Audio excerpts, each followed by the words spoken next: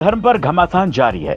उदयनिधि स्टालिन के बयान पर हंगामा चल ही रहा था कि अब डीएमके के ही एक और नेता ए राजा ने सनातन पर जहरीला बयान दे दिया। सनातन के अपमान में ए राजा उदयनिधि से भी एक कदम आगे निकल गए। उन्होंने सनातन धर्म की तुलना एचआईवी और कुष्ठ रोग से कर दी।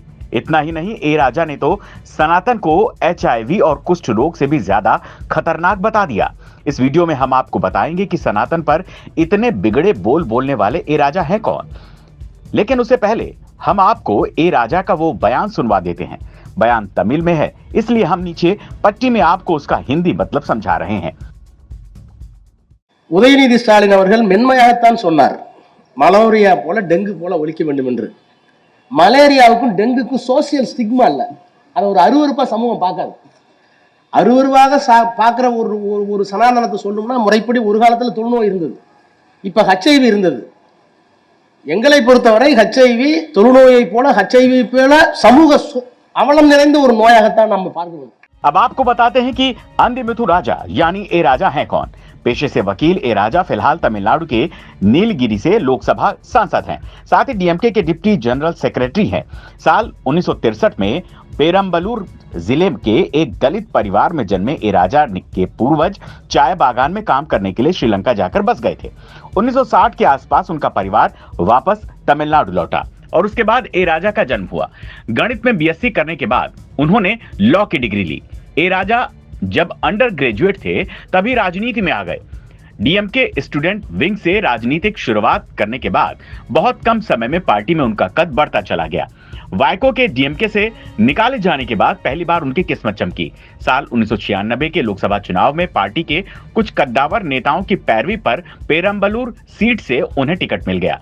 ए राजा चुनाव लड़े, जीते और पहली बार लोकसभा पहुंचे। हालांकि 1998 के चुनाव में वो हार गए। 1999 में चुनाव में फिर पार्टी ने उन पर दांव लगाया और इस बार ए राजा की जीत हुई। साल 2004 में भी वो पेरम्बलूर से सांसद बने। साल 2009 में पार्टी ने उनकी सीट बदल दी। इस बार उन्हें नीलगिरी से चुनाव मैदान में उतारा गया। जीत का सिलसिला यहां भी बरकरार रहा। हालांकि 2014 में एआईएडीएमके कैंडिडेट से उन्हें हार मिली। 2019 में फिर नीलगिरी सीट से ए राजा जीतकर संसद पहुंचे। ए राजा उन नेताओं में शामिल हैं जिन्हें बहुत जल्दी ही मंत्री पद मिल गया। साल 1999 में वो अटल बिहारी वाजपेयी की सरकार में ग्रामीण विकास राज्य मंत्री बने। तब डीएमके बीजेपी की सहयोगी हुआ करती थी। बहुत जल्द उन्हें स्वास्थ्य राज्य मंत्री का जिम्मा मिला।